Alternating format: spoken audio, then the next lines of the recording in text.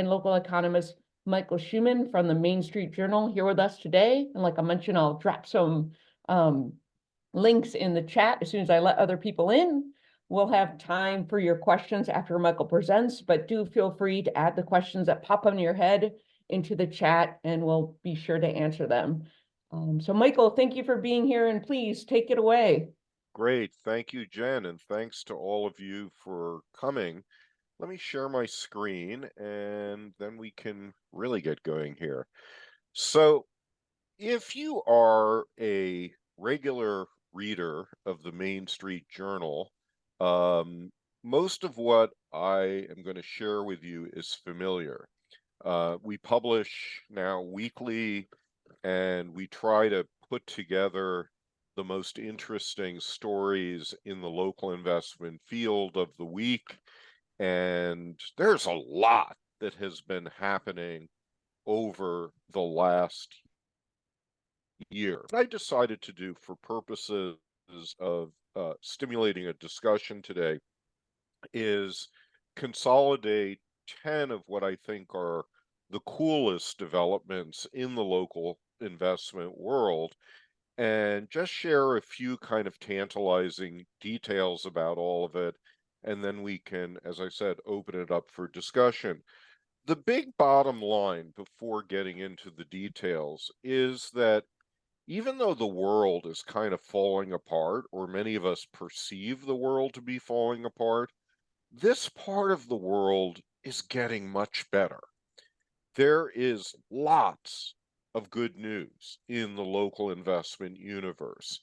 And I know it's hard for all of us to keep these two ideas, optimism and where we work, pessimism and where we inhabit in the planet, in the same head. But that's, I think, solving one really requires us to build on the energy that we're developing in our local investment work.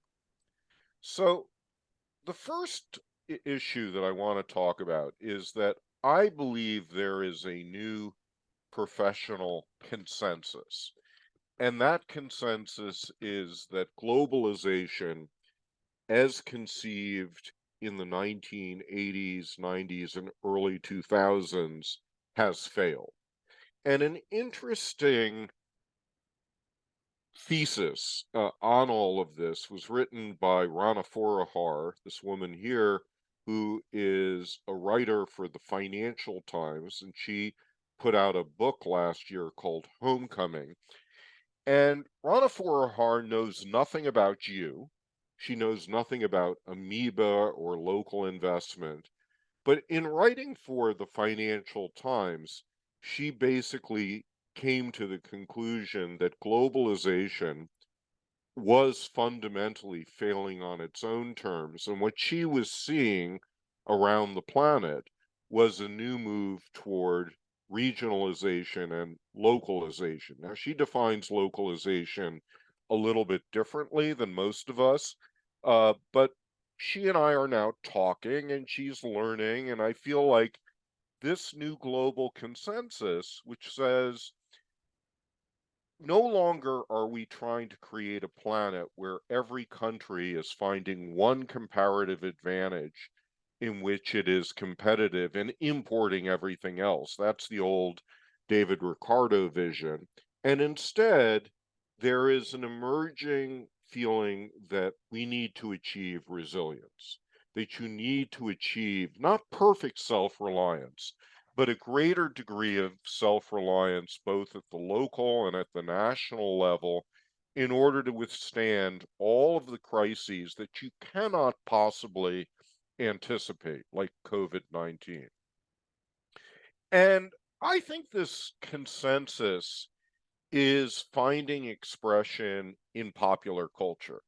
So I was really delighted to see that this British movie, Bank of Dave, about Dave in northern England creating the first new bank in a generation, maybe several generations. And it's a it's a fabulous movie. It's gotten a great reception on Netflix. If you haven't seen it, I highly recommend it. But it is the most compelling cultural argument for local investment since It's a Wonderful Life in the 1930s. I also want to draw attention to a film that didn't win the Academy Award for Best Short, but actually was a really good nominee, and it's called The Barber of Little Rock. And it talks about a barber who basically set up his own community loan service based on his insights in the community from the barber's chair and how that fundamentally changed the community. The second thing I want to draw attention to is there are new arguments in the field. New arguments that I think are very powerful with some of the people we're trying to convince to get involved in the local investment space. So one argument is that actually local investment is a great way of fighting inflation. We forget that the inflation index is largely made up of food, energy, and housing. If you can localize food and localize energy, you can certainly stabilize those pieces of the inflation equation. But housing right now remains one of the principal drivers of what's left of inflation. And what we know about housing is that local ownership of housing is a very powerful lever for stabilizing rents. So we had a story in the Main Street Journal a couple months ago looking at two trailer parks, both in Northern California. One trailer park had been bought out in the 1990s by its residents and turned into a, an owner, a resident-owned trailer park. And that trailer park experienced some rises in costs. So between mid 1990s and now, there has been inflation and other cost rises. So the rents that they charge have grown 30%. Next to them is another trailer park that is privately owned, absentee owned, and then became private equity owned. And that trailer park, over the same period of time, experienced a 120% increase in rent. And there's nothing surprising about these numbers, that people who own their own house or other means of production, they understand the need for that entity to cash flow. But they're not looking to maximize rates of return and extract as much as they can out of the residents. So again, if you're interested in stabilizing inflation, I think the Federal Reserve and the rest of the government should be very committed to increasing local ownership of housing. Here's another argument. Local investment is a powerful way of doing economic development in a cost-effective way. So most of you are probably familiar with Amazon's ridiculous national Mad World contest to award money for its second headquarters. And there were something like 650 jurisdictions across the United States that put in bids, and their bids typically were willing to pay somewhere between $500,000 and $1 million per job. And that kind of number is a very common number that we see these days among attract and retain economic development agencies. I want you to contrast that cost per job, $500,000 to $1 million per job, with what we know about one of the most important legacy local investment programs in Canada. So in Nova Scotia, 1998, that province decided to legalize communities creating their own pension funds. They're called CDIFs. What's Community Economic Development Investment Funds, CDIFs. And one of the things that they did is they provided generous tax credits for people who put money into these funds. So the government was willing to lose a little bit of money in order to promote jobs. So fast forward 25 plus years later, we've now done an analysis of this C. diff activity in Nova Scotia. What do we think the cost per job was? It was not $500,000. It was $500. $500 per job. So we have evidence. It's not, universal evidence, but some evidence that local investment can be 1/1000th the cost of what we are seeing in normal economic development. Third point that I want to make is that we're seeing all kinds of interesting new uses for community capital. And I'm just going to give you a sense of some of them.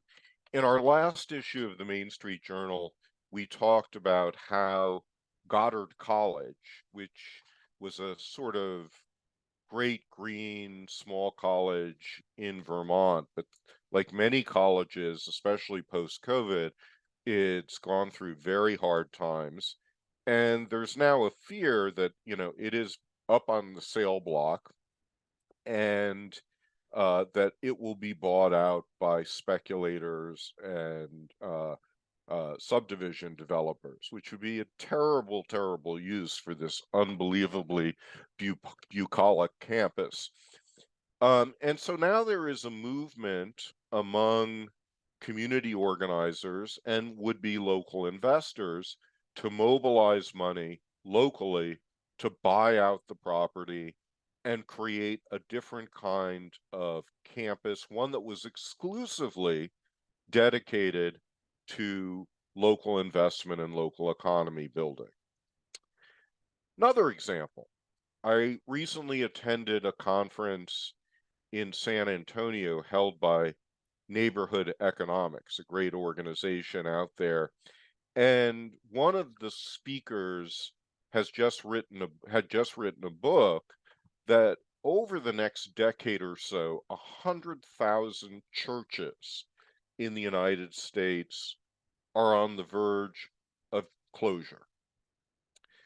Now, this is happening for lots of reasons. People are becoming less religious in the United States. The churches are, they can't, cover their costs anymore. But the truth is, and this is something, so as a rather unreligious Jew, I mean, I say this with great affection, that churches serve a much more important role than just worship. That's there are studies that show that something like 95% of the foot traffic in a church in a given week has nothing to do with worship. It has to do with various forms of community support, whether it is teaching or job support or food pantries. So losing these community resources could be a terrible blow to communities across the United States. And what we're seeing now is a kind of local investment movement of people trying to buy and save and stabilize their local churches and maybe even transform them into better engines for community economic development. This is a picture from Maui during the Great Fire that happened there last year.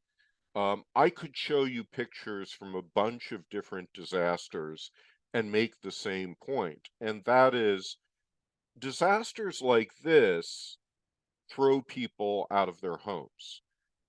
And many of these people have either limited insurance or no insurance.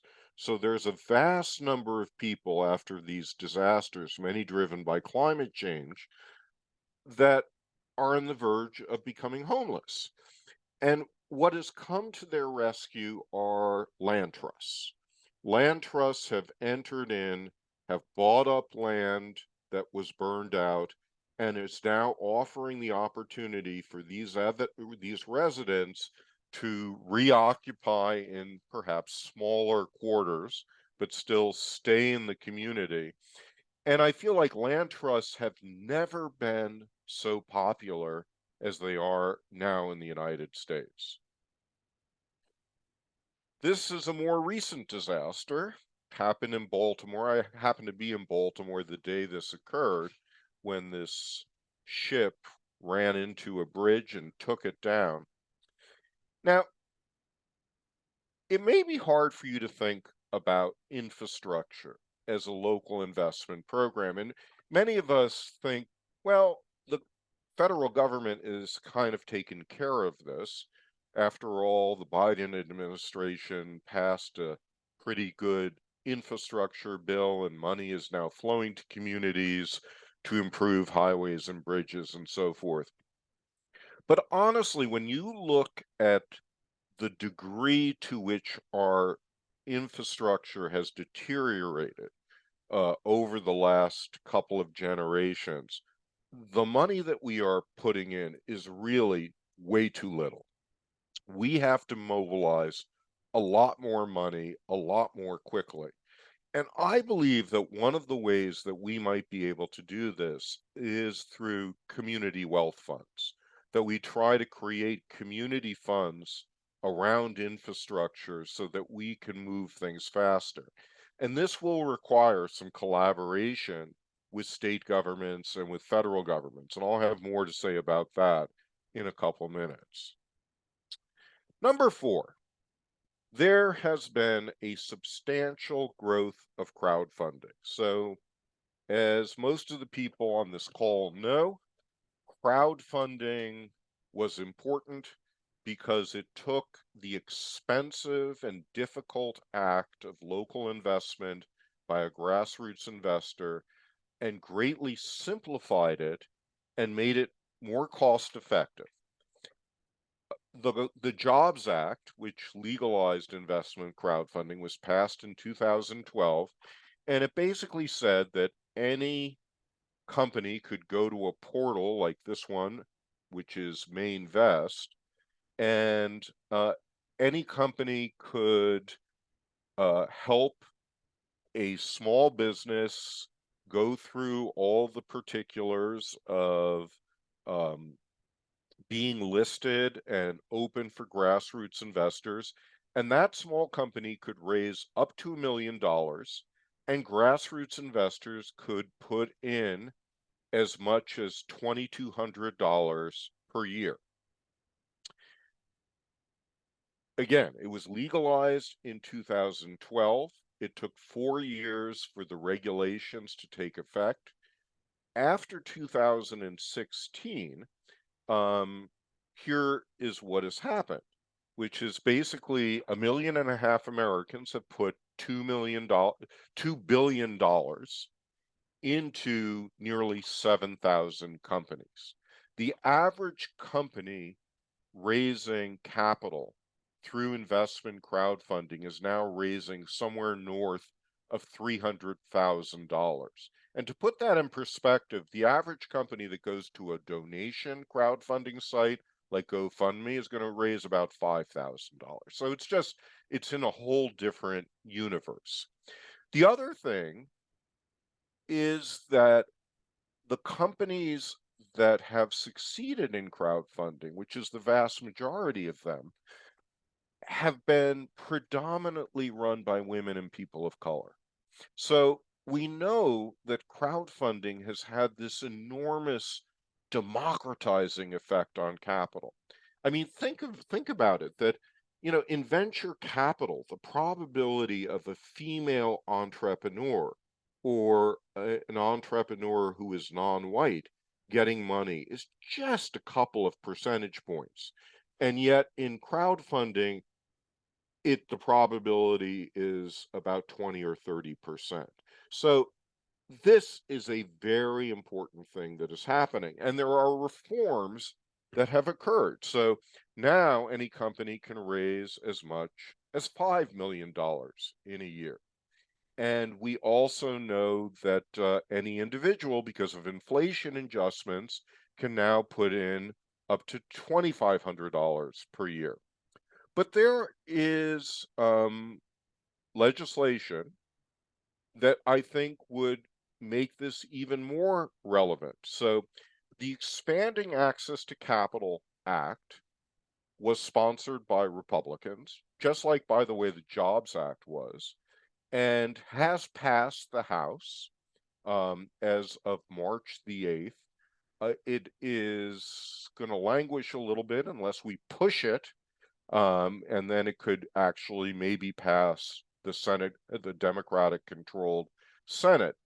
But among the good things that I think this reform would do is that it would raise the amount of money that individuals could put in each year. It would raise the amount of money that a company could raise from 5 million to 10 million. And most importantly, it would allow communities to create small investment funds as exemptions in the otherwise onerous Investment Company Act. Number 5, lots of new resources on the block. So this is what I provide with the Main Street Journal. And by the way, if you go to this website, the mainstreetjournal.org, we have this little tab here on local investing videos, and you will find about 50 very short instructional videos that I created about 2 years ago, and they're all available for free. So I encourage you to look at them and share them with others. And if you have ideas about other videos that I should do, please let me know.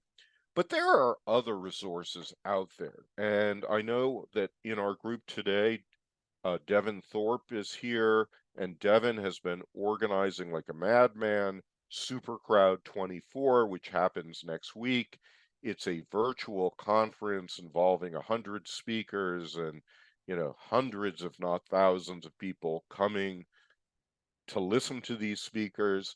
But these kinds of new resources are taking this inchoate movement, and I think projecting it forward as something that's quite a powerful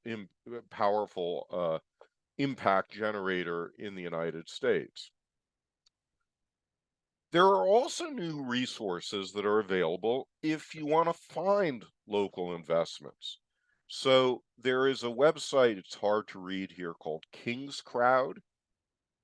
And you go to their homepage, and the first thing you see is Find, Research, and Track. And you can start looking for local investments. Now, if that is too much trouble for you, and for a lot of people it is too much trouble, you can subscribe to our Main Street Journal Extra. And every other week in the Main Street Journal Extra, we list all kinds of local investments that are available, and we break out the list in 2 different ways. One way we break it out is by sector, so food and small scale manufacturing and energy projects. And then we have things broken out regionally, so you can more easily find things that are local to wherever you live. And we update this regularly.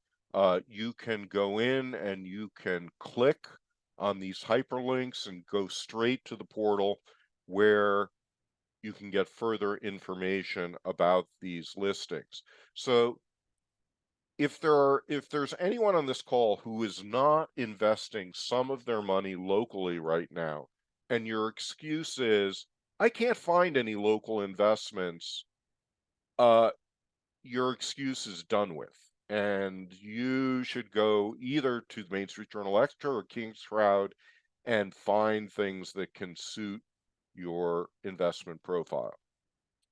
Number 7, we are seeing all kinds of exciting new designs of funds. Now, funds are important because at the end of the day, I think maybe we'll get 10% or 20% of the American public to do investment crowdfunding.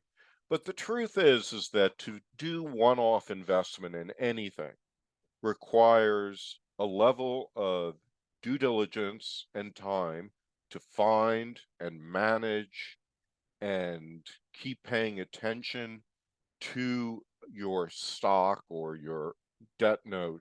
And most of us just don't have that kind of bandwidth. So that's why, at least in the regular investment world, most of us put our money into funds. Funds are where there is, at least in theory, a capacity to choose carefully the companies that are in the fund, to manage them, to create a diversified portfolio, to make it easy for you to have liquidity so you can move your money in and out of them. So I think there is growing interest at the community level to create investment funds. Uh, Several of us, including several of us who are on the call, working with the uh, National Coalition for Community Capital, we did a handbook on community investment funds. This is available online for free, and we have case studies in there of a dozen existing community investment funds. But we outlined in that handbook a bunch of exemptions within the Investment Company Act that no one has really taken full advantage of. And one of the ones that Brian Becken, the attorney of our bunch, the real attorney of our bunch, identified was the creative use of the real estate company exemption. And based on that, NC3 has started to create around the country what they call diversified community investment funds. And that these are mostly real estate funds, so 60% or more of the capital has to be in real estate, and the remainder can be in anything else. So the 40% could be in the businesses that sit on the real estate or sit near the real estate. And there are diversified community investment funds that are under development in Detroit, in Cincinnati, and a bunch of other communities have expressed interest as well. I also want to draw attention to what is one of my favorite local investment funds that I wrote about a couple of weeks ago in the Main Street Journal, and that is the Ujima Fund in Boston. The Ujima Fund is a fund that's run for and by African Americans in Boston working with distressed businesses and distressed communities. It has $5 million in the fund. They have put the money so far into 8 companies, including helping to launch a food co-op in Dorchester. But one of the interesting things about the Ujima Fund is that it is highly participatory. Most funds put the decision of where to invest the money in the hands of a small elite investment committee. And in the case of Ujima, they have a 450 member General Assembly that debates and decides which are the businesses that are worthwhile. But Ujima does one other thing too that is really worth talking about, and that is they are all about economic development. And so they work with anchor institutions and they promote local purchasing into these businesses. And they develop various forms of entrepreneurship training. So it's a really comprehensive way of positioning local investment. Number 8, I want to talk about new ways that local investment is manifesting with respect to city and state government. So this is not this last year, but a couple of years ago, the Connecticut Green Bank, which is one of about 50 plus institutions out there that call themselves green bank, but Connecticut is really one of the few green banks that allows grassroots investors to participate. And they issued what they called green liberty bonds, sort of modeled on World War II bonds. And these are low denomination bonds purchasable by grassroots investors that then support solar energy on affordable housing. The first issue of this bond was $25 million, and it sold out in 48 hours. There is a huge demand for this. And from the standpoint, for those of you who either are local officials or have contact with local officials, I think there's a pretty powerful argument in all of this. There is another stream of resources you have available to do incredibly important work at the city level that's not doesn't have to come from taxes. It can come from people voluntarily investing in bonds or other kind of funds that are run by cities to solve very specific problems.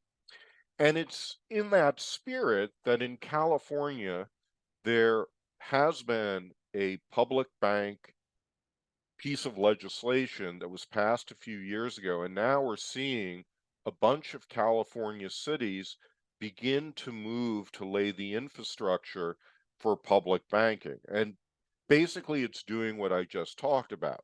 These public banking infrastructures will allow grassroots people in the community or near the community or in the state to put money into funds, and these funds will be used to solve various urgent forms of local problems.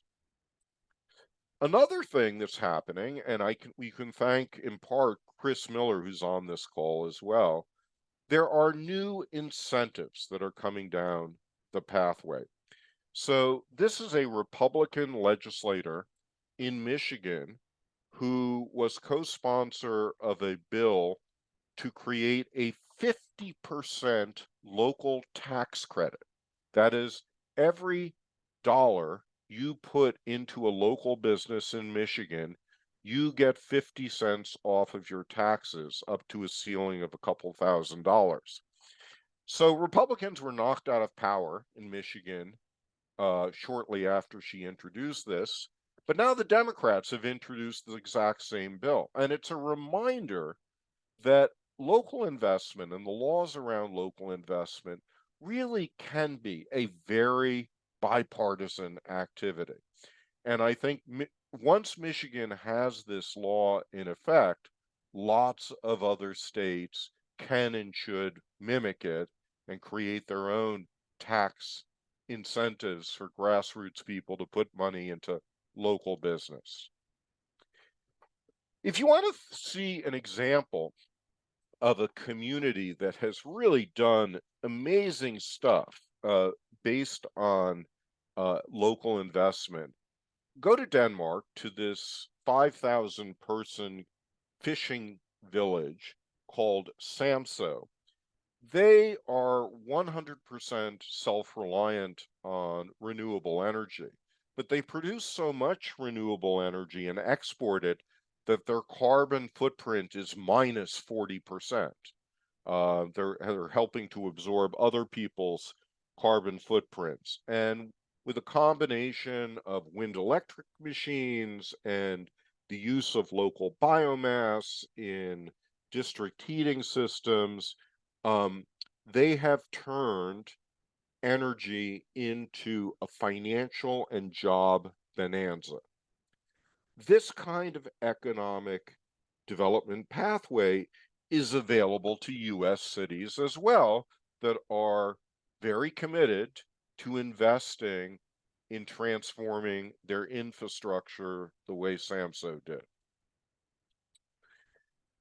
Number 9, there is a growing number of local ownership models. Now, one confusion that I see all the time in discussion about local investment is you have discussion about investment over here and discussion about ownership models over there. And people don't connect them. But in point of fact, you cannot have local investment without local ownership models and vice versa. They go hand in hand. So everything that creates new opportunities for local ownership models is an invitation for local capital to come in and help spread them. So this past year, we've had, of course, a pretty famous conversion of Patagonia into a perpetual trust company.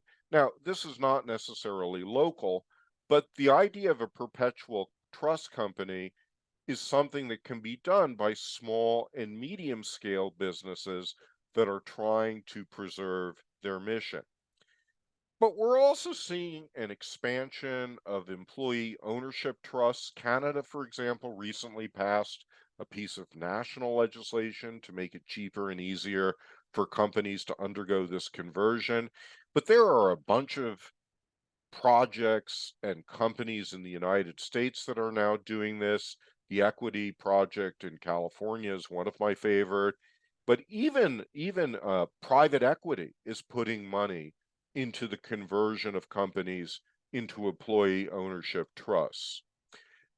Worker co-ops have reached probably the largest scale that they have ever been at in the United States. There's just enormous interest in various worker co-op models ac across the US now. And one interesting thing that's happening is the use of these worker models for very particular kinds of economic development. So you may be aware that the largest worker co-op in the world is in Mondragon. Mondragon is in Spain. 1956, a blind priest and six unemployed steelworkers started this co-op, which has grown into a workforce of about 90,000 who worked for 300 plus enterprises. It's an amazing universe. And there are now efforts to recreate Mondragon in the United States. And one of them is what is pictured here. And it is the Industrial Commons in Western North Carolina. Check out their website and check out what they're doing. Finally, I want to draw attention to the fact that we are not alone, and there are people around the world who are following what we're doing, but also leading what we're doing. So last May, I went on a tour with my favorite Australian, Gilbert Rajkust, and we did like 20 speaking gigs in 10 days. It was exhausting. But one of the things we talked about is just the growing opportunities for people to self-direct their pension funds in Australia. So just like in the United States, we have self-directed IRAs and solo 401ks. In Australia, about a third of Australians are self-directing money through what they called self-managed super funds. Now, these self-managed super funds rarely have any local content, but Gilbert actually spent his super fund money along with several colleagues, and they created a conference center underneath his house. And that conference center is doing really well right now. And we were basically giving people instructions for how to move their pension money in Australia in new, creative local ways. And then in September, the Helena Norberg Hodge had one of her economics of happiness courses, I'm sorry, conferences in Bristol. And this woman, Amy Robinson, who works for a big development bank, Triodos, and I did some workshops around local investment. And again, in the United Kingdom, you can see this massive new wave toward local investment that's happening. It comes with different names and different legal structures, but I think nevertheless there's a lot of opportunities for learning back and forth here. So let me stop there and open it up for discussion.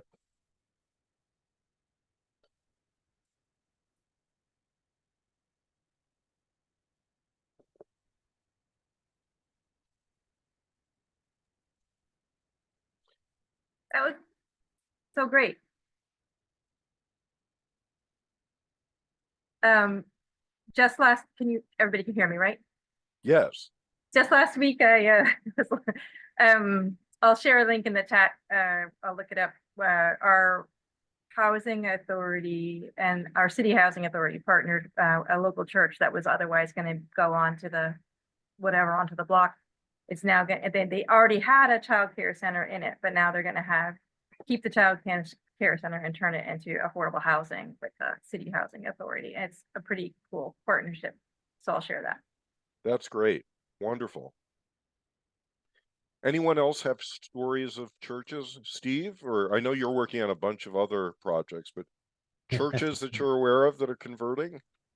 Oh, yeah, actually, the Enterprise Community Foundation has established about 12 years ago the Faith-Based Development Initiative that has been doing outstanding developments with their church partners, community-based organizations, doing affordable housing, improving churches, and so on, et cetera, helping restore some of these churches as being more of a community anchor for other economic and social benefit, as you alluded to, Michael. So that's a big growing area. It's not a model anymore. It works. And it works in underserved communities because this is where a lot of churches, of course, have been serving, but are now downtrodden. It could contribute to a lot of a good community impact. So they are definitely an ally that is out there, and we should definitely connect with them. But Michael, my question is more about the public banking. Last week, I attended the NCRC conference here in DC, which is a great conference. And there was a great presentation with, in particular, California's public banking progress. And it's just, and I know in DC, I'm based here in DC. DC's been working for years to try to create a public bank. And it's just incredible how unbelievably productive and effective public banks or green banks, if you want to use that as a version. It's stunningly productive, and of course, the banking industry is threatened by, the 1% market share they would lose. So my question to you, Michael, is: do you see traction in that area? Now, of course, your focus is on alternative, creative crowdfunding, which is great. That's wonderful, but it'd be really good to have public banking to be a strong partner with all this. What's your take on the Yeah, momentum? yeah. The momentum is definitely there, and it's happening in California, New Jersey, and Illinois, and there's more inchoate efforts elsewhere. And of course, the granddaddy that everyone points to, more than 100 years old, is in North Yep. Dakota, which has more than $1 trillion. No, I'm sorry, $1 billion of assets, and their income annually is something like $100 million. So the numbers speak for themselves. There are a number of configurations of public banking, and it's worth just mentioning these. So one configuration is, well, we're going to provide cheaper and easier services for the unbanked in our community. That is what is most threatening to conventional banks. The second idea is money all the time flows into state and local government from either federal government transfers or from tax receipts, and it usually sits somewhere for a period of time before the money gets spent. And the typical state and local authority will, buy bonds with, say,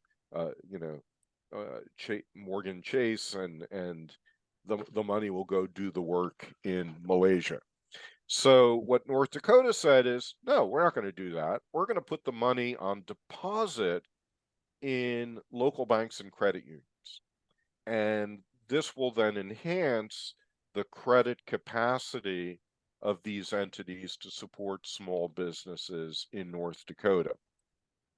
I think to the extent that public banking can do more of that, and build partnerships with smaller banks and credit unions, I think the politics will get better. So that if we can basically split the banking community so that the opponents are only big banks, not all banks, I think this will improve the prospects of these laws. Barb Chris. had a question. I know Chris had Oh, his I'm hand sorry. up right after Barb had a chat question. So thanks, Chris, for your hand up. Barb Stiffarm asked, what investment strategy would you suggest for distressed communities such as rural and tribal?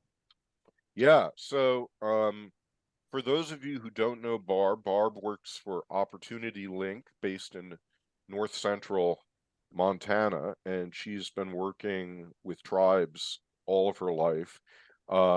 And I think, look, there are so many things that tribal economic development can incorporate here. For many tribes, uh, the the first step and the important step is a credit union, is just to get some form of banking that's not dependent on an outside bank coming in, or people traveling long distances to do their banking, or doing internet banking, which is not related to any particular place. Um, but I do think that creating funds is useful as well. And OISTA is a good organization that works with tribes and helping them set up funds. And we've spent some time with OISTA talking with them.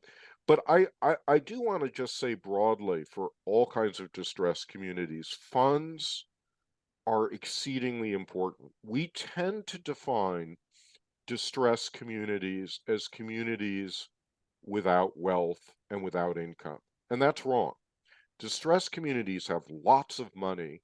They just lose it instantly because there's no business community that absorbs that money and creates a multiplier effect. There is huge leakage.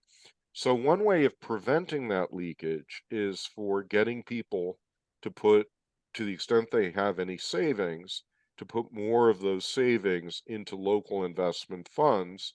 Maybe they could be diversified community investment funds, or there are other models that we wrote about in our handbook, like nonprofits that could serve this as well. But again, the purpose of the fund is that you want to make it easy for people who live local to invest money and have that money then be reinvested with some intelligent manager putting it into a bunch of local businesses and projects. Chris. Thank you, Michael. Greetings, everyone. I want to say that, Michael, you have an unusual ability to see great breadth and great depth and boil it down into a very clear message. And I really appreciate that. I've appreciated that over the about 12 years that we've known each other. And you still never fail to surprise me and make me happy that I spend time talking to you. So I wanted to say that at the outset. So, but I think one of the most powerful things you said today, thinking of the big picture, is this moment of optimism, and that we really have some remarkable, exciting news, very broadly on this work we're also passionate about happening across the country. And I want to add to that. I was forwarded an article from The Hill, the political periodical that everybody in DC and the White House reads. And it's about real estate and about all of the terrible things that were going to happen now that offices have been vacated by all these things. And it turns out it's not nearly as terrible as it looks. And there are some interesting solutions. But the article actually wraps up by talking about we need more local people owning local real estate. It was really interesting. So you got to send that to all of us. Yes, I will forward that to Jen, and she can make sure that we all get it. But I think that what we want to do is make sure we take advantage of this, because we can talk to people on the right and people on the left, and there is great attraction to the work we're doing. And so I think we want to think about that politically as we move these projects forward, and let's see how much we can inculcate and also get done on a legal and policy side, so that this stuff, which has been broken for such a long time, and which what we are doing fixes really well and provides addresses inequities and long-term problems. So let's make sure we take advantage of this moment and connect all those things. I think all of us should be talking about just exactly what you laid out at the front end. So thank you. And thanks, Yeah. Jen. Yeah, that's great. And I'll just say, so one of the things that Chris and NC3 and I think lots of people on this call would like to do is we want to get, so let's really put a very specific vision on the table. There are 36,000 municipalities in the United States, and we want to get at least one local investment fund in every one of them, which means everyone on this call needs to start thinking about what is the right design and strategy for getting that kind of fund out there and creating a very specific place where people can start parking their money for local businesses and local projects. The way that we're going to do this at scale fast is by sharing as much information as possible. So there's lots of efforts. We try to keep this all out there in the Main Street Journal, but there's too much. It's a fire hose of information. And I would just encourage all of you to take a little bit of your bandwidth and think about this question and think about just learning from others who are doing this to move it faster.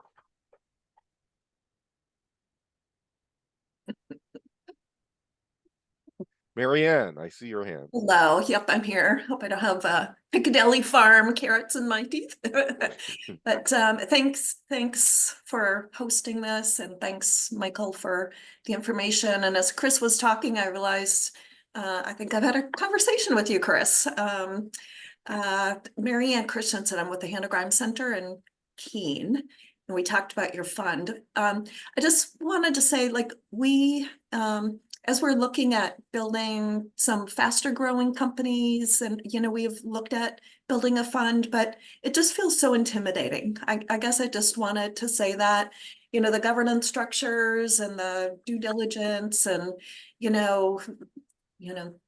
how much would it cost to run a fund and all of that. I mean, we are, I think, moving out in that direction. We have a biotech firm here, and I think it's just super clear that if we're gonna try to attract companies, we have to have money for them, because the urban communities do, but it is daunting. And, I think Chris's model just feels pretty amazing, but, getting started, finding the bandwidth, doing all of that, may need to rope Jen in. Right. Well, and yeah, and I would say in response to Marianne, thank you for that. And one of the things that we are working really hard to do is simplify it, and is bring teams to communities, as opposed to letting communities try and find their own attorneys, who they're just few and far between, or technical service providers, et cetera. But we're also looking for funding so that we can bring capacity to communities. So that's, we're doing dreaming right now. If someone said to us, how much money do you need and what are you going to do with it, what we would say. We're hoping to have some of those conversations here. And one of the things is we're going to say, we want to be able to both have capital, help you set up something and seed your fund, but also help do the work, especially for the communities that don't have the resources to do that. There are lots of resources, and actually it's a pretty modest amount now, depending upon the complexity of the fund, but we're getting closer every day. So thank you. And I'll add that there may be other interesting ways of addressing this complexity issue. So I'll just give the story of, in Australia, one of the largest banks, publicly traded, is called Bendigo. And Bendigo, about 15-20 years ago, decided they were going to launch a program to help support the emergence of community banks not on the East Coast where 90+% of the population of Australia is located, but in the entire hinterland where there's, villages of 2, 3, 4,000 people. And they basically created a model which said, look, you bring to the table $1 million and a good board, and we'll provide all the turnkey infrastructure for you to create a community bank. And unlike other banks that maybe have the Bendigo name on it, we're going to make sure you keep the capital that's in your bank. They've created 250 plus of these banks. It has been a tremendous growth area in the company. And I think we're going to need something similar with local investment funds. And there are people out there who are thinking about this, like, well, maybe I'll provide a mothership for management of these community funds, and then you can buy those services, and so that the startup cost really becomes very manageable. So look for that as an alternative happening soon. I know Jen, back to you. Janine had a question, but I also know that some people are going to be hopping off, but just know I'm going to be sending out a recording, sending out all these links. Don't be shy with questions afterwards. We'd love to have some follow-up events and discussions. So, but Janine, if you wanted to ask your question, we can try to answer it. Well, that's okay. It's 11 o'clock and it's a little bit off topic. So I just love all the rest of this conversation. I just want to be respectful of that. Awesome. Thanks, Janine. Yeah. So thank you all for being here. Thank you, Michael. And have a great rest of your day. All right. And subscribe to the Main Street Journal and be a Subscribe member to the of Main Street Amoeba. Journal. All right. Bye all.